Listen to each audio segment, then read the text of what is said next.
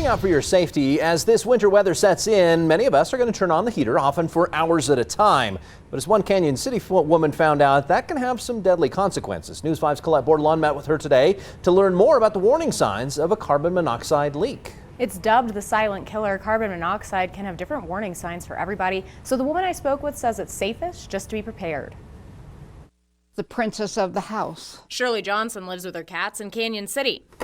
And a security system complete with carbon monoxide detectors. I kept smelling a strange smell in my house, but I thought it was my cooking. She says it lasted for around 3 days. She started feeling exhausted, plus her head hurt. Alarms came on, and ADT called me on the phone and said, get out of the house. They told Johnson there were carbon monoxide leaks in 2 parts of her house, the basement where her boiler is and her bedroom right above it. So the fire department came. Lieutenant said, you're lucky to be alive, lady.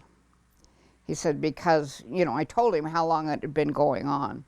And he said, we sometimes come to a lot of cases where people don't make it through. The CDC reports at least 430 people die throughout the country every year because of accidental carbon monoxide poisoning. Good Lord, take care of me.